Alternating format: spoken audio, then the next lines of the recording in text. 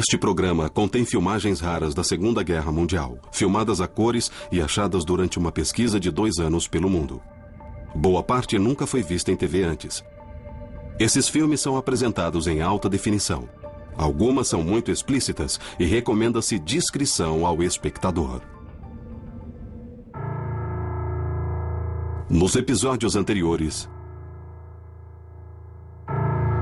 Nunca tínhamos sido chamados para uma operação tão prodigiosa.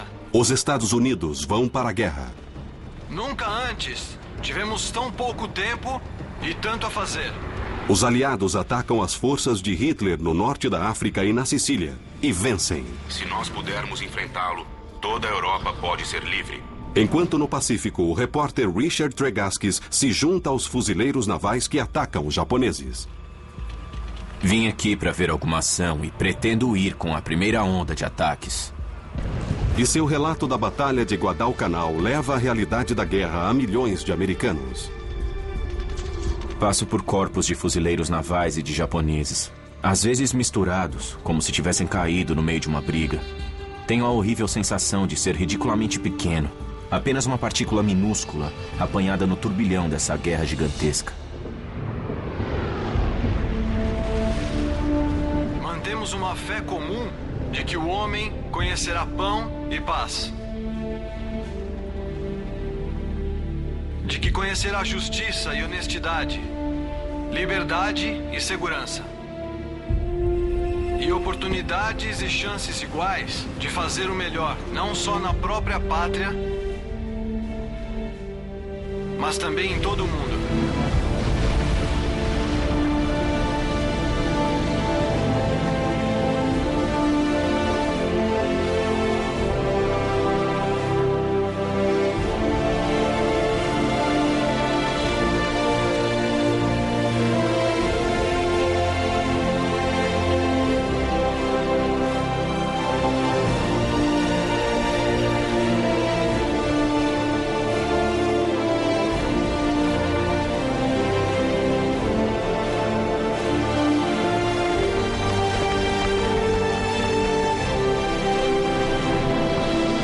Segunda Guerra Mundial. Filmes perdidos.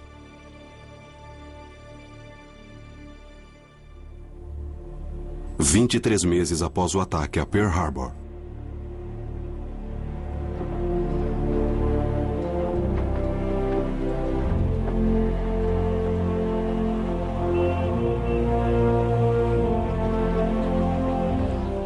Meus colegas americanos, essa guerra chegou a uma fase nova e crítica. Avançamos para a batalha ativa e contínua com nossos inimigos.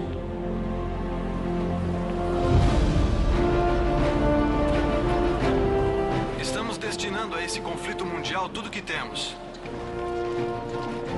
Os nossos jovens, os melhores recursos de nossa nação, fabricando aviões, armas e munições.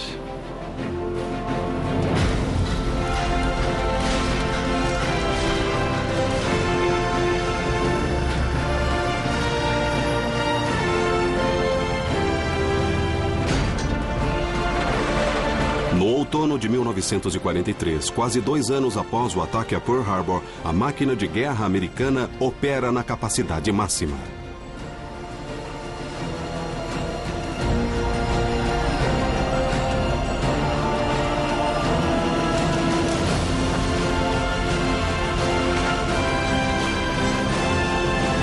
Trabalhando 24 horas por dia, os estaleiros americanos fabricam navios de guerra em um ritmo incrível.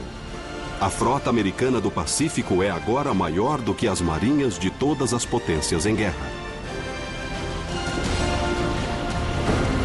O povo americano realizou um milagre.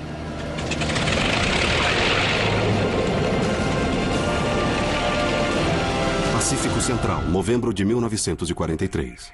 Atenção todos os pilotos, dirijam-se a seus postos.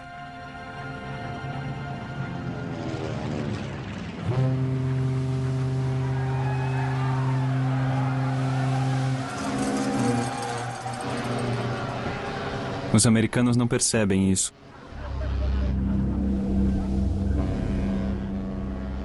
Mas estamos perdendo a guerra. Eu sei que temos as máquinas para lutar nessa guerra. Mas a pergunta é: nós temos a coragem? O correspondente da revista Time Life, Robert Sherrod, de 34 anos, está em um transporte com mais de 1.000 fuzileiros navais dirigindo-se a oeste pelo Oceano Pacífico. Apenas 4 anos antes, ele ajudou a montar o escritório da revista em Washington. Trabalhando na capital, ele desenvolveu um relacionamento pessoal com o presidente Roosevelt. Mas com a eclosão da guerra, Sherrod aproveitou a chance de se tornar um repórter de combate. Durante todo o ano de 1942, ele testemunhou a ferocidade dos militares japoneses que avançavam através do Pacífico. Agora, ele se dirige à sua próxima missão e teme que a juventude americana careça de vontade para lutar contra nossos inimigos.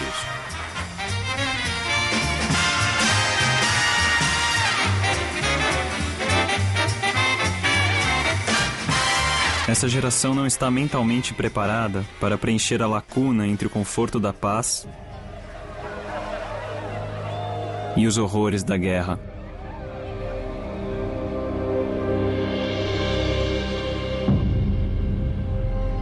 Nova Guiné, Ilhas Salomão. Nos 8 meses seguintes à vitória em Guadalcanal, as forças americanas forçaram os japoneses a se dirigirem às Ilhas Salomão e à Nova Guiné. É hora de começar o ataque aos postos avançados das ilhas que permitem que o Japão lance sua força aérea no Pacífico Central. Sherrod e a 2ª Divisão de Fuzileiros se dirigem a um atol chamado Tarawa, nas Ilhas Gilbert, que foi capturado pelos britânicos 3 dias após o ataque a Pearl Harbor. Tarawa está situado a apenas 1 grau do Equador e é formado por 24 ilhas que circundam uma lagoa central. A principal base japonesa em Tarawa fica na ilha de Betio, onde foi construída uma pista de decolagem de 1.200 metros para bombardeiros bimotores. Embora de grande importância estratégica, Betio é do tamanho do Central Park em Nova York. Apesar de seu tamanho, a ilha é protegida por 500 casamatas, fortificações e outras estações. E é defendida por quase 5.000 membros bem treinados e equipados da Marinha Imperial Japonesa.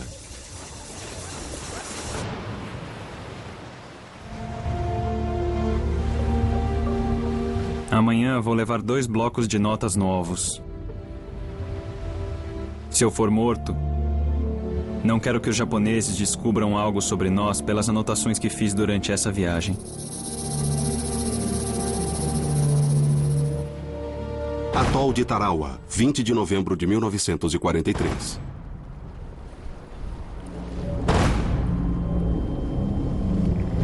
Atenção todos os pilotos, dirijam-se a seus postos.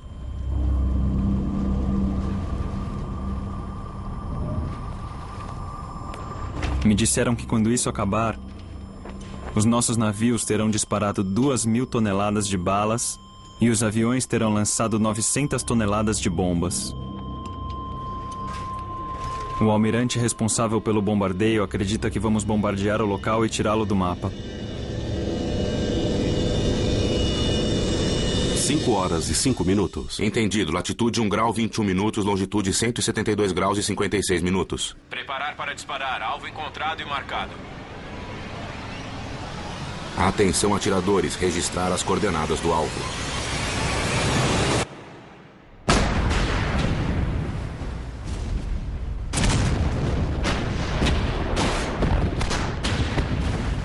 Preparar para disparar.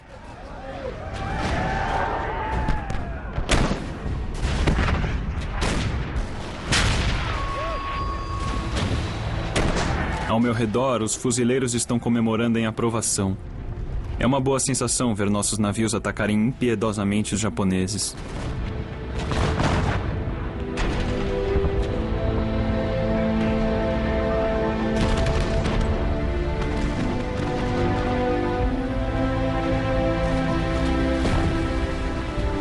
Nenhum homem mortal pode sobreviver a tamanho poder destruidor. Atenção! Rearmar! Bethel e as ilhas vizinhas são atingidas pelo bombardeio e as primeiras ondas de fuzileiros embarcam em tratores anfíbios, conhecidos como Amtraks, e partem para a praia.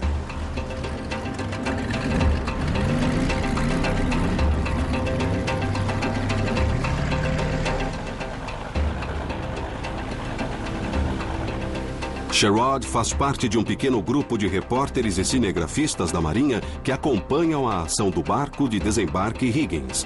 Os cinegrafistas das Marinhas devem documentar a invasão com câmeras de mão AIMO e filme colorido.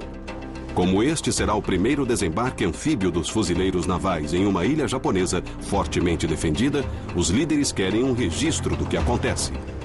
6h35.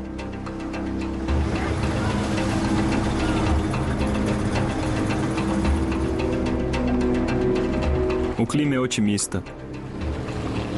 Um jovem tenente me pergunta por que eu ainda não escrevi um livro. Eu respondo que estou esperando por uma história real. Atenção!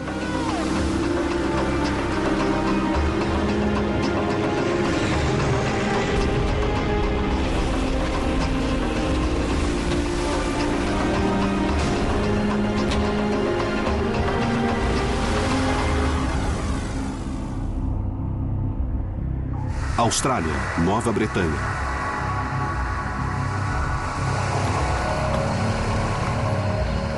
Um amigo meu me olha e diz: Marb, vê se lembra de usar a cabeça para outra coisa, além de porta-capacete, para você conseguir sair vivo dessa. Nova Bretanha, 26 de dezembro de 1943. O fuzileiro Nolan Marbury, de 20 anos, acaba de desembarcar na ilha de Nova Bretanha com a primeira divisão de fuzileiros, um empréstimo para o exército como parte da ofensiva americana no sudoeste do Pacífico. Mais de um ano atrás, Marbury se alistou nos fuzileiros para sair de sua cidade natal, Huntsville, no Alabama. Esta é a sua primeira vez em combate.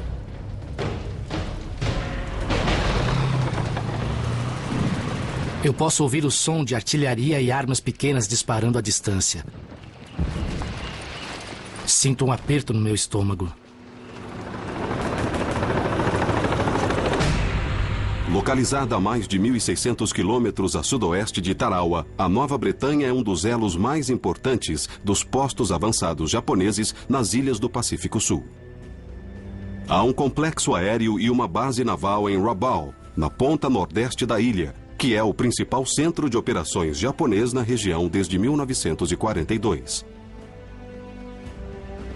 O plano americano não é atacar Rabaul, mas cercá-la, cortando suas linhas de abastecimento e enfraquecendo o reduto militar. Se a ação em conjunto no Pacífico Central e no Pacífico Sul for bem sucedida, a Nova Bretanha e Tarawa serão tomadas.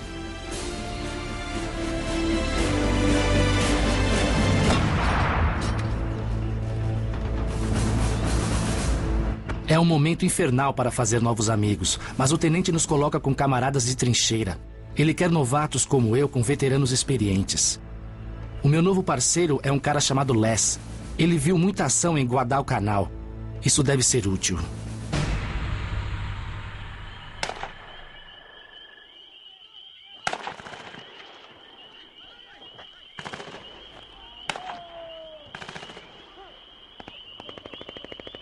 É a nossa primeira noite na ilha. É difícil dormir. Ouvimos armas de fogo em algum lugar à nossa frente. E os japoneses estão fazendo barulho no mato.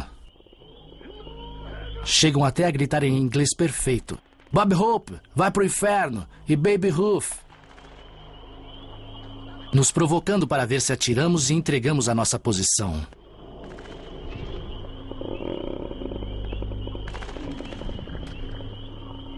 Les me disse que se eu vir um japonês, devo usar a faca e atacar sua garganta.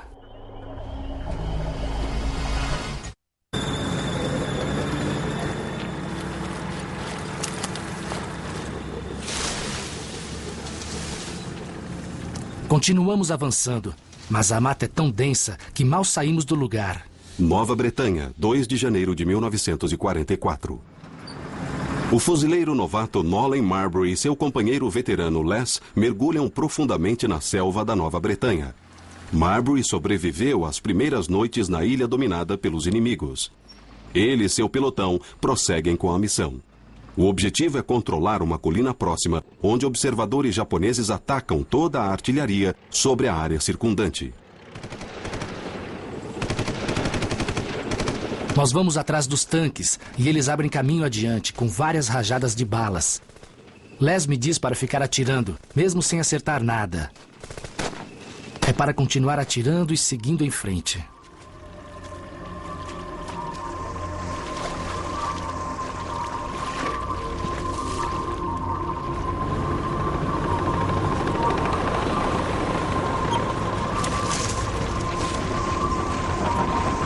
Mas, à medida que os tanques avançam para dentro da mata, eles ficam atolados na densa vegetação rasteira e nos córregos lamacentos.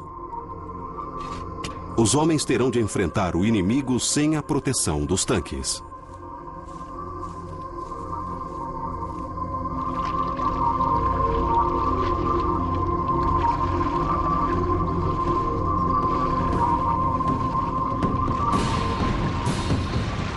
Encontramos o 7º pelotão de fuzileiros que vinha no sentido contrário. Cara, eles parecem acabados. Um deles olha para mim e diz: boa sorte. Austrália, Nova Bretanha, Tarawa.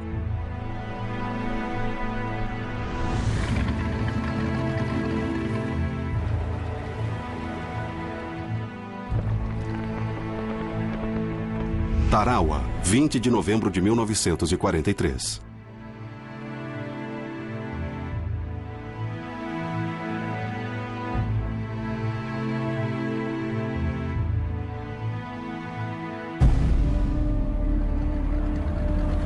À medida que nos aproximamos, vejo que não há barcos Higgins nas praias. Algo não está certo. Deveria haver centenas deles agora. O correspondente da Time Life, Robert Sherrod, está em um barco de desembarque com o 2º Regimento de Fuzileiros, dirigindo-se à ilha de Bethel, no atol de Tarawa.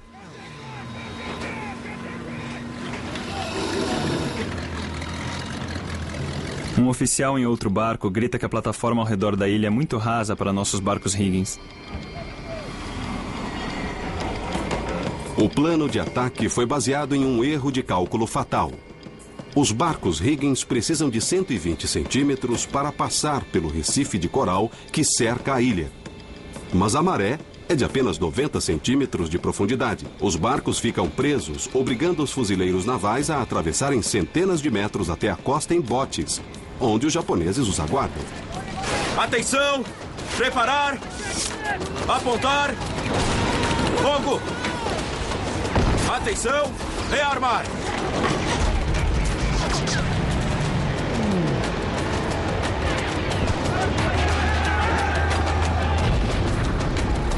Somente os Amtraks levemente blindados que andam sobre o coral conseguem passar pelo recife. Sherrod é transferido do barco Higgins para um Amtrak e se dirige à praia.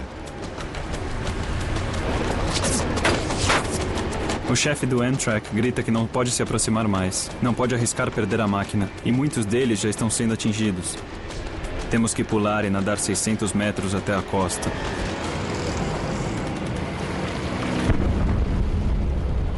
Eu olho em volta e vejo medo.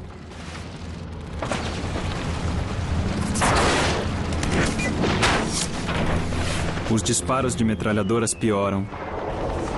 Morteiros passam sobre nossas cabeças, atingindo os barcos Higgins que ainda tentam passar pelo recife. Uma bala japonesa acerta em cheio e faz o barco voar em todas as direções.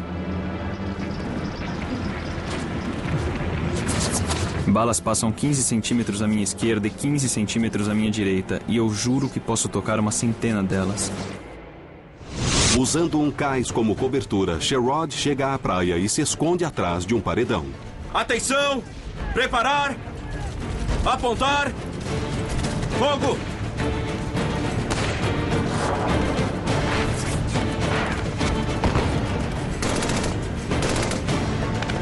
Quem se atreve a andar pelo paredão é alvejado por metralhadoras e atiradores. Os homens são mortos e feridos a cada minuto.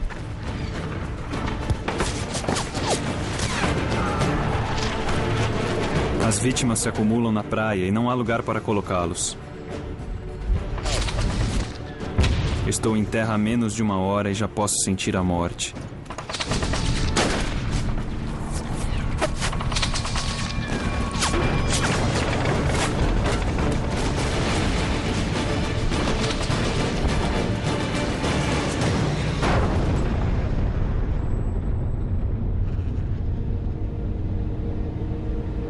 Com o número de mortes aumentando rapidamente, o oficial encarregado do ataque pede desembarques adicionais.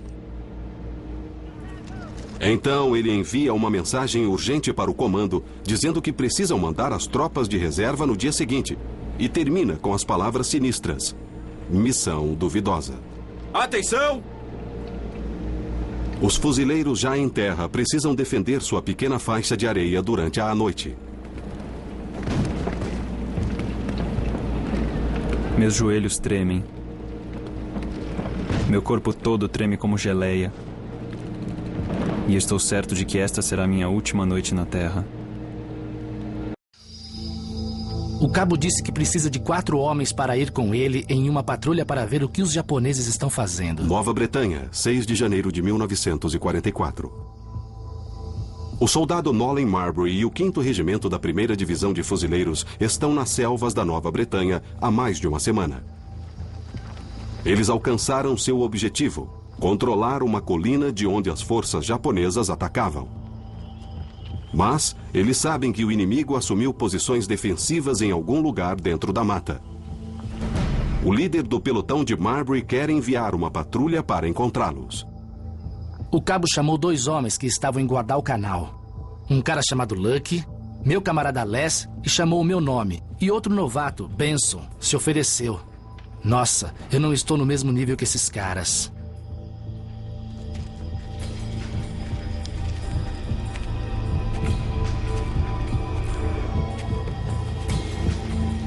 Os 5 homens patrulham um morro procurando pelo inimigo.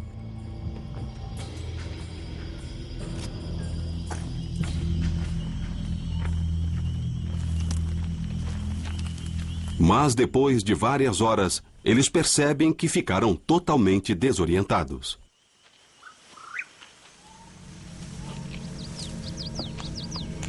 Les finalmente fala o que todos nós estamos pensando.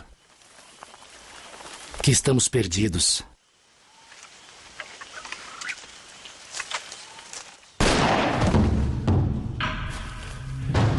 O cabo foi atingido.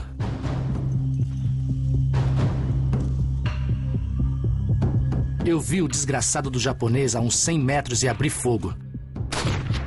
Ele desabou no chão.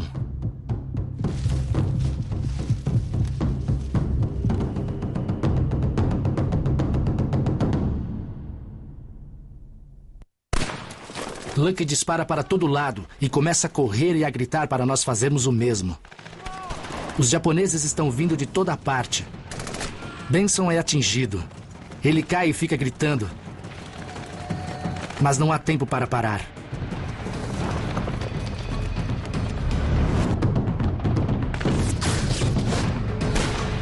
Eu me viro para procurar Lucky. Mas ele parou com uma bala. Está morto. Não há nada que possamos fazer.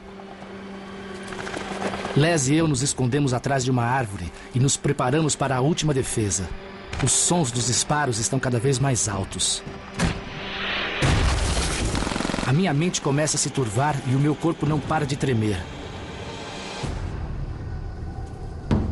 Os japoneses estão desaparecendo dentro da mata. Por quê?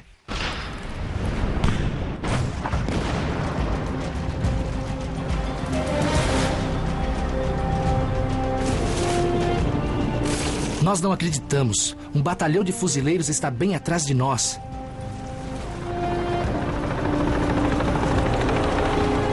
Deve ser o 7º.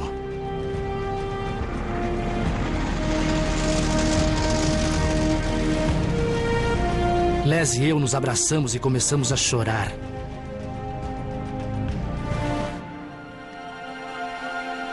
Quando voltamos ao acampamento, eles nos cumprimentam com tapas nas costas e dizem: gostaram das férias? Mas ficam bem calados quando contamos sobre Ray, Benson e Lucky. Depois de 2 longas semanas na selva, Marbury e o 5º Regimento recebem ordens para voltar à praia e sua missão na Nova Bretanha é encerrada. Em meados de janeiro de 1944, as forças aliadas cercam o reduto japonês em Rabaul. A base japonesa é destruída.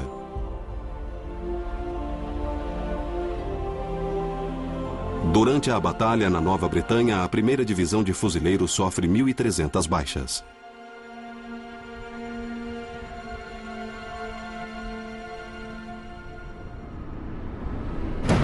Austrália, Nova Bretanha, Tarawa.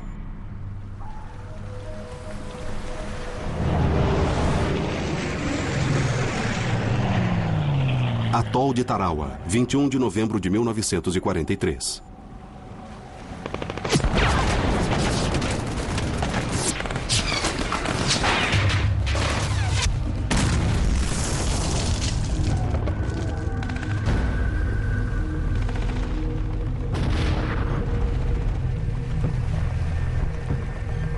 As praias são uma visão triste. O cheiro de morte. Esse cheiro adocicado de carne humana em decomposição é opressivo.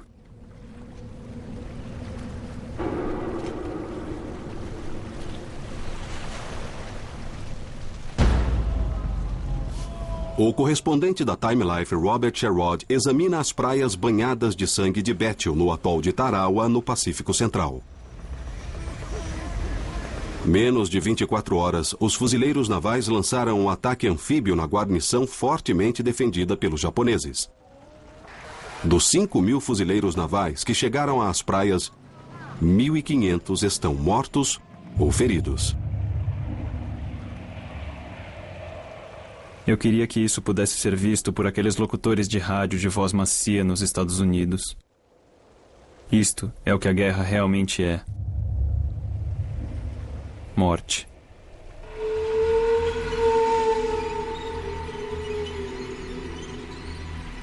Os 3 batalhões de ataque de ontem estão cansados, se não completamente acabados. Nossa organização foi destroçada, precisamos de mais homens, e rápido.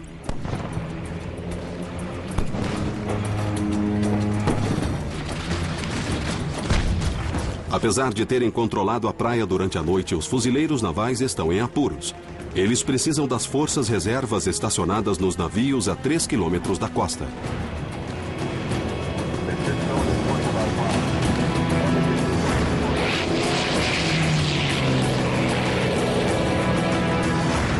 O comando toma uma difícil decisão: comprometer a força de reserva e tentar chegar à costa com os barcos Higgins, sabendo muito bem que, como no dia anterior, talvez não consigam passar pelo recife de coral que circunda a ilha.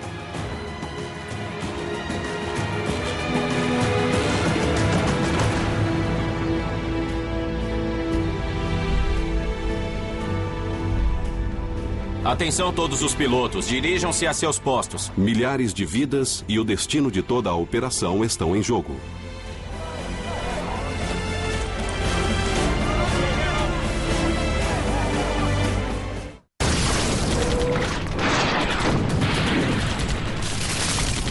Está bem pior do que ontem. Atol de Tarawa, 21 de novembro de 1943. O repórter de combate Robert Sherrod está na praia de Bethiel quando o segundo dia da invasão americana começa. Desesperado para enviar mais tropas às praias, o comandante dos fuzileiros decidiu mandar reforços, mesmo sem os barcos de desembarque conseguirem passar pelo recife de coral, que fica a centenas de metros no mar.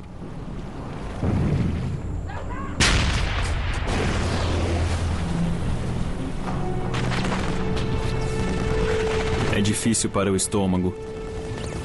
Aqui estou eu, escrevendo no meu bloco de notas, enquanto homens são mortos à minha volta.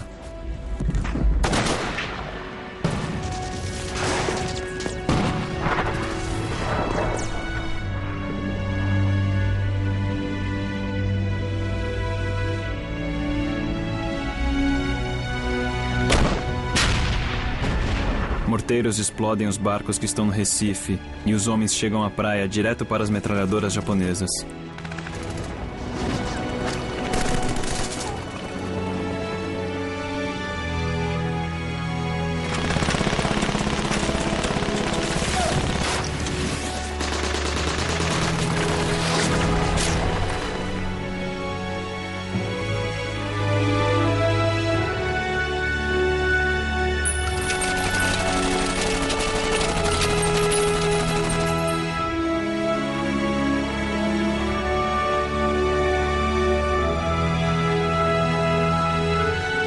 Em poucos minutos, conta uma centena de fuzileiros mortos.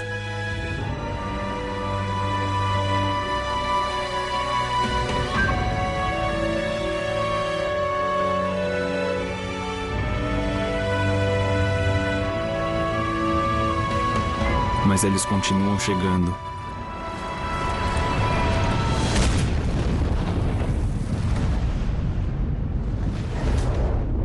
Embora os ataques iniciais tenham sofrido baixas surpreendentes, no final da tarde os fuzileiros navais finalmente conseguem reduzir as defesas japonesas.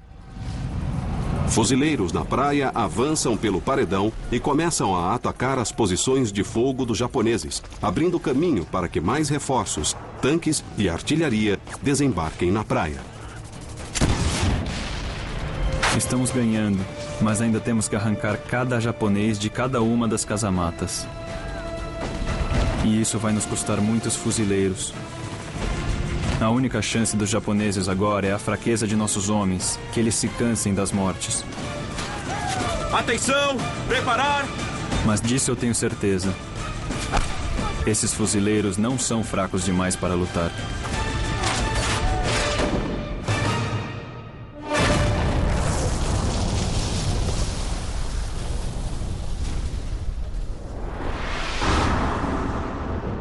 Sicília.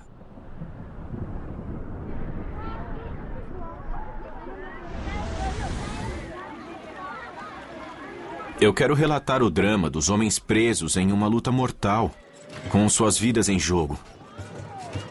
E não isso. Sicília, setembro de 1943. O correspondente da International News Service, Richard Tregaskis, está na Sicília. Pouco mais de um ano atrás, ele concluiu seu primeiro trabalho em combate, cobrindo a angustiante batalha em Guadalcanal. Desde então, ele anseia por voltar ao front. Ele chegou à Sicília semanas depois que uma tremenda força de invasão dos aliados desembarcou na costa sul da ilha. Mas antes que pudesse chegar ao front, os aliados perseguiram as forças alemãs e italianas em direção ao norte, a Messina, onde atravessaram o estreito e fugiram para a Itália.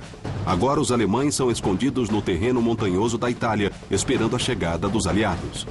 Essa manhã a rádio anunciou que as tropas aliadas desembarcaram na ponta sul da Itália. Essa missão pode ser a mais importante da história da guerra, e eu com certeza vou fazer parte dela. Para mim, o fronte é como um ópio. Há alguma coisa em estar no meio de uma batalha, vivo, a centímetros da morte. A ideia do perigo em si desperta a minha imaginação. Em 3 de setembro de 1943, o 8º Exército Britânico atravessa o Estreito de Messina e chega à Calábria. 5 dias depois, a Itália oficialmente se rende aos aliados. Mas quando o 5º Exército Americano cruza a Baía de Salerno, em 9 de setembro, para estabelecer uma cabeça de ponte no centro da Itália, os alemães apresentam uma defesa inesperadamente forte. Hitler não pretende desistir da Itália sem lutar. Seus exércitos reforçados assumem posições estratégicas de defesa nas montanhas da Itália Central. Enquanto as tropas americanas avançam para o norte em direção a Nápoles, Tregaskis acompanha de perto. Entramos em um pequeno vilarejo. A destruição por toda parte, do fogo de artilharia e das equipes de demolição alemãs. Os alemães explodiram edifícios inteiros em uma tentativa de deter o avanço dos aliados. Os moradores retiram os corpos dos destroços. Um italiano me diz que os nazistas são tutti animali. Todos animais. Pela primeira vez em muito tempo, eu posso ser a testemunha ocular de uma ação em um ponto crucial do fronte. Arredores de Nápoles, 22 de novembro de 1943. Após avançar com o fronte por semanas, o repórter de combate Richard Tregaskis junta-se à ação perto do rio Volturno, a nordeste de Nápoles. Lá, os paraquedistas e soldados aliados tentam expulsar os atiradores alemães de uma gruta na montanha.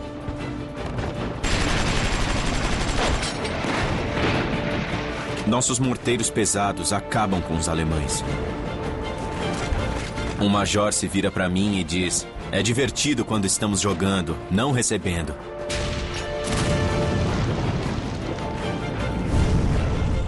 Eu ouvi o som de algo se aproximando.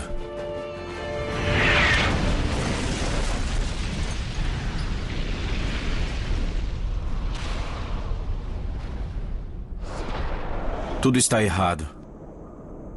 Estranho. Meu capacete está a poucos metros de distância. Vejo os homens correndo, meio agachados. Eu tento gritar, mas sai um estranho som da minha boca. Eu sei o que quero dizer, mas não consigo. Tudo parece irreal. Como um filme. Com uma trilha sonora fraca. Um médico se aproxima de mim. Vejo a seringa com morfina me picar. Depois ele se foi. Nápoles, Itália, 22 de dezembro de 1943.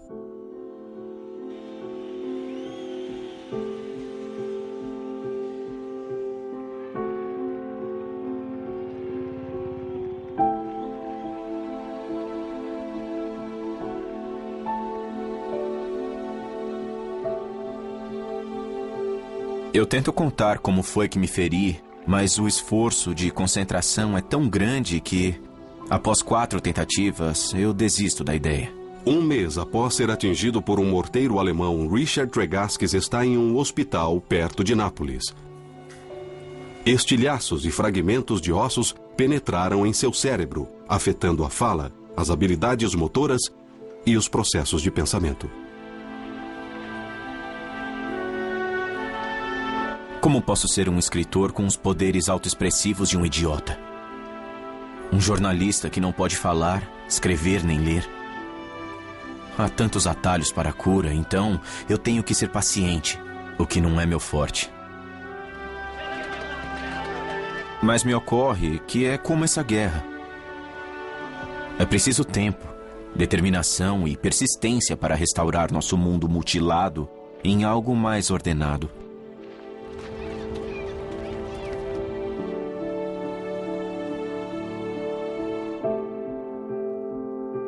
Richard Tregaskis foi tratado no hospital Walter Reed.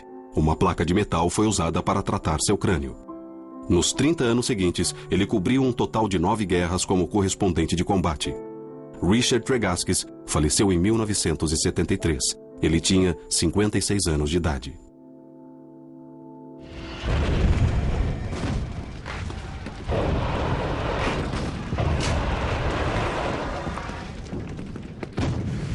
Atol de Tarawa, 23 de novembro de 1943.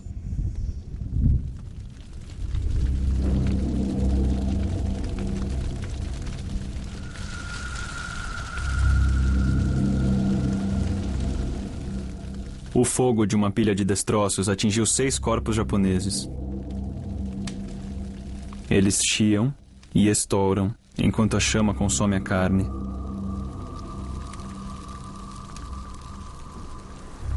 Após 76 horas de combate brutal, o correspondente Robert Sherrod examina os restos do que, poucos dias antes, era uma das guarnições mais formidáveis no Japão, no Pacífico Central.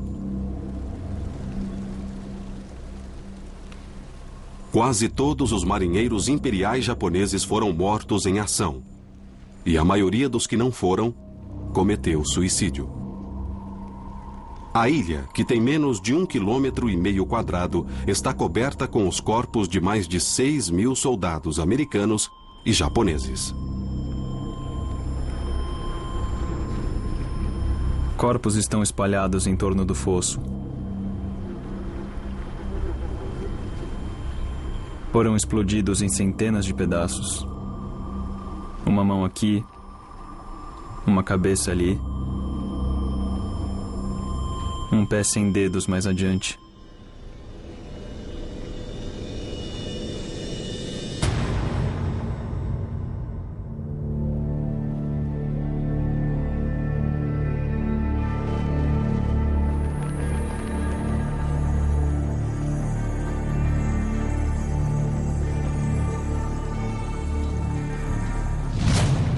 Enquanto Sherrod continua a cobrir a ação por mais 4 dias, os cinegrafistas da Marinha que também desembarcaram documentam os resultados.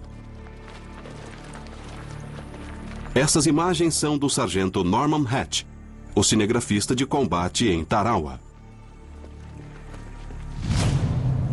Ao todo, Hatch e sua equipe de cinegrafistas gravaram 1000 metros de filme com vívidas imagens em movimento da invasão, do combate e da carnificina. Atenção! Preparar! Apontar! Fogo! Atenção! Rearmar! Washington, primavera de 1944. E as últimas notícias do mundo. Nas últimas horas, nosso exército e marinha conquistaram mais uma vitória contra os japoneses no Pacífico Central.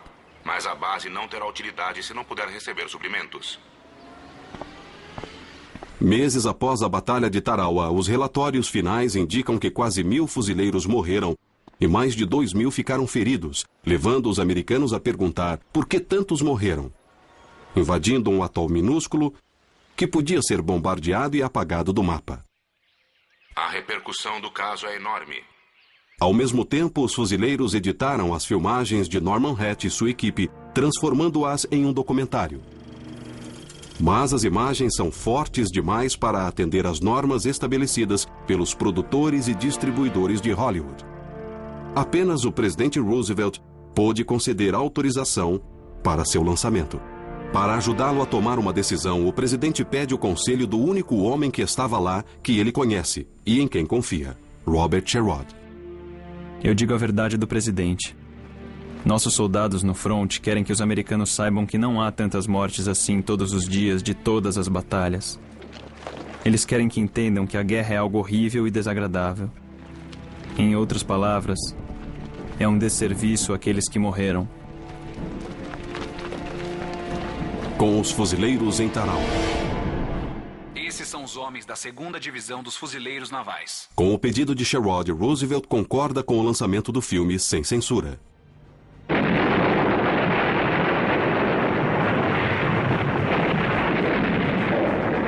Com metralhadoras e morteiros, nossos barcos foram atacados, mas não nos detivemos. Com os fuzileiros em Tarawa, ganha o Oscar de melhor curta de documentário em 1945. O filme também impulsiona as vendas de títulos de guerra e impulsiona o apoio público ao esforço de guerra americano.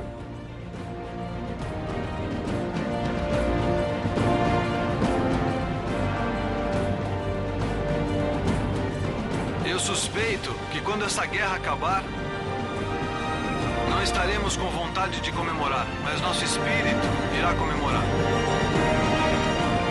A nossa emoção principal será uma firme determinação de que isso não deve acontecer novamente.